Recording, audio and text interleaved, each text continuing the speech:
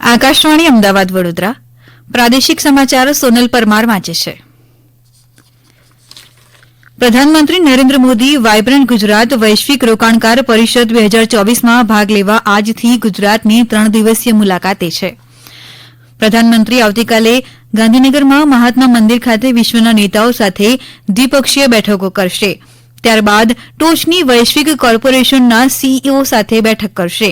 તે જ દિવસે તેઓ વાયબ્રન્ટ ગુજરાત ગ્લોબલ ટ્રેડ શોનું ઉદઘાટન કરશે. બુધવારે વાયબ્રન્ટ ગુજરાત વૈશ્વિક પરિષદનું તેઓ ઉદઘાટન કરશે. ત્યારબાદ ગ્લોબલ ફિનટેક લીડરશીપ ફોરમમાં અગ્રણી બિઝનેસ લીડર સાથે વાતચીત કરશે. 3 દિવસીય વાયબ્રન્ટ ગુજરાત વૈશ્વિક પરિષદની આ 10મી આવૃત્તિ છે, જેની વિષયવસ્તુ ગેટવે ટુ ધ ફ્યુચર છે. આ શિખર સંમેલનમાં 34 ભાગીદાર દેશો અને 16 ભાગીદાર સંસ્થાઓ ભાગ લેશે અને ટેકનોલોજી અને વૈશ્વિક સ્તરે સંબંધિત વિષયો પર પરિસંવાદ અને પરિષદો સહિત વિવિધ કાર્યક્રમોનું પ્રદર્શન કરશે. સર્વોચ્ચ અદાલતે 2002ના બિલ્કિસ બાનો કેસમાં 11 દોષિતોને સજા ઘટાડવાના ગુજરાત સરકારના નિર્ણયને રદ કર્યો છે. ન્યાયાધીશ બીવી નાગરત્ન અને ઉજ્જવલ ભુયાનની પીઠે જણાવ્યું છે કે આરોપીઓની સજા ઘટાડવાનો ગુજરાત સરકારને અધિકાર નથી. અત્રે ઉલ્લેખનીય છે કે ગુજરાત સરકાર દ્વારા આ કેસના તમામ 11 આરોપીઓની સજા ઘટાડી દેવામાં આવી હતી અને તેઓને 15 ઓગસ્ટ 2022ના રોજ મુક્ત કરવામાં આવ્યા હતા. રાજ્યમાં ઉત્તરાયણ તરીકે જાણીતો મકર સંક્રાંતિનો તહેવાર નજીક આવી રહ્યો છે, ત્યારે આકાશમાં રંગબેરંગી પતંગોથી ભરાવા લાગ્યા છે. પતંગ ઉડાડવાની પરંપરાની ઉજવણી કરવા માટે ગુજરાતમાં આંતરરાષ્ટ્રીય પતંગ મહોત્સવનું આયોજન કરવામાં આવી રહ્યું છે. ઉલ્લેખનીય છે કે અમદાવાદમાં મુખ્યમંત્રી ભૂપેન્દ્ર પટેલે 1 સપ્તાહ સુધી ચાલનારા આંતરરાષ્ટ્રીય પતંગ મહોત્સવની શરૂઆત કરી હતી. દરમિયાન વડોદરાના મેયર સુશ્રી પિંકીબેન સોની, ધારાસભ્ય કેયુરભાઈ રોકડિયા અને કલેક્ટર અતુલ ગૌરે આકાશમાં રંગબેરંગી બલૂન્સ છોડીને આંતરરાષ્ટ્રીય પતંગ મહોત્સવનો પ્રારંભ કરાવ્યો હતો. વડોદરાના નવલખી મેદાન ખાતે આંતરરાષ્ટ્રીય પતંગ મહોત્સવનું ગુજરાત પ્રવાસન નિગમ, વડોદરા મહાનગરપાલિકા અને જિલ્લા વહીવટીતંત્રના સહયોગથી આયોજન કરવામાં આવ્યું છે. 11 દેશો અને 3 રાજ્યો સહિત કુલ 55 પતંગબાજોએ આકાશને અવનવા પતંગોથી ભરી આકર્ષણ જમાવ્યું હતું.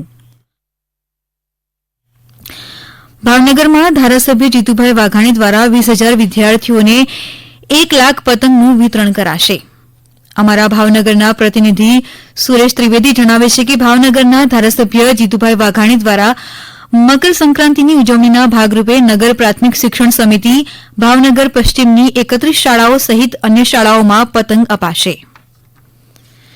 ગીર સોમનાથ જિલ્લાના વેરાવળ શહેરના સુમરા સાદ યુસુફે ઉર્જા વિભાગમાં પ્રોજેક્ટ બનાવી ગુજરાત રાજ્યમાં પ્રથમ ક્રમાંક મેળવ્યો છે. અમારા ગીર સોમનાથના પ્રતિનિધિ રાજેશ ભજગોતર જણાવે છે કે વિશ્વકર્મા સરકારી ઇજનેરી કોલેજના ઇલેક્ટ્રિકલ વિભાગમાં અભ્યાસ કરતા સુમરા સાદ યુસુફે 25 નવેમ્બર 2023ના રોજ ગુજરાત સરકારના શિક્ષણ વિભાગ દ્વારા ગાંધીનગર ખાતે આયોજિત ન્યૂ ઇન્ડિયા વાયબ્રન્ટ હેકાથોન 2023માં આ ઉપલબ્ધિ મેળવી છે. તેઓને મુખ્યમંત્રી ભૂપેન્દ્ર પટેલના હસ્તે 2 લાખ રૂપિયાનું ઇનામ એનાયત કરાયું હતું. મહેસાણા જિલ્લાના વડનગર જવાહર નવોદય વિદ્યાલયના ધોરણ 8ના વિદ્યાર્થી મૃત્યુંજય પટેલે ગેસ લીકેજ થતાં જ સેન્સરની મદદથી વીજ સપ્લાય બંધ થઈ જાય અને ઘરના માલિકના મોબાઈલ ઉપર મેસેજ મળી જાય તેવું ડિરેક્ટર બનાવ્યું છે. અમારા મહેસાણા જિલ્લાના પ્રતિનિધિ જયંતિ ચૌધરી જણાવે છે કે તાજેતરમાં પૂનામાં યોજાયેલા રાષ્ટ્રીય બાળ વિજ્ઞાન પ્રદર્શનમાં આકૃતિની પસંદગી કરવામાં આવી છે. દેશમાંથી 173 વિદ્યાર્થીઓએ ભાગ લીધો હતો.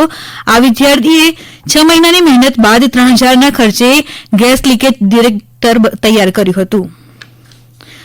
આગામી 22 જાન્યુઆરીએ અયોધ્યા ખાતે યોજાનાર પ્રભુ રામચંદ્રના પ્રાણ પ્રતિષ્ઠા મહોત્સવ નિમિત્તે ડાંગ જિલ્લાના મંદિરોમાં વિવિધ કાર્યક્રમોનું આયોજન થશે. અમારા ડાંગ જિલ્લાના પ્રતિનિધિ મુનિરા શેખ જણાવે છે કે જિલ્લામાં સુબીર શબરીધામ સહિત 311 ગામના 108 હનુમાન મંદિરોમાં વિવિધ કાર્યક્રમોનું આયોજન કરાશે, જેમાં ભજન કીર્તન, રામધૂન જેવા વિશેષ કાર્યક્રમો યોજાશે.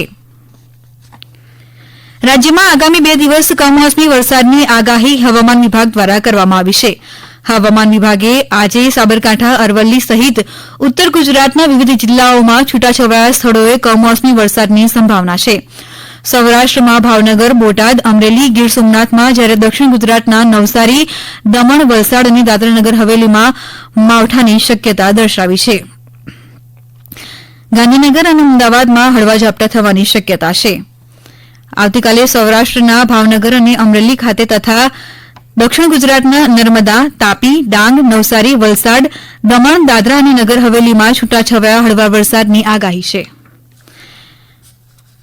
આકાશવાણીના અમદાવાદ વડોદરા કેન્દ્ર પરથી પ્રાદેશિક સમાચાર પૂરા થયા. વધુ સમાચાર આપ અમારી વેબસાઇટ newsonair.gov.in/gujarati પર વાંચી શકશો.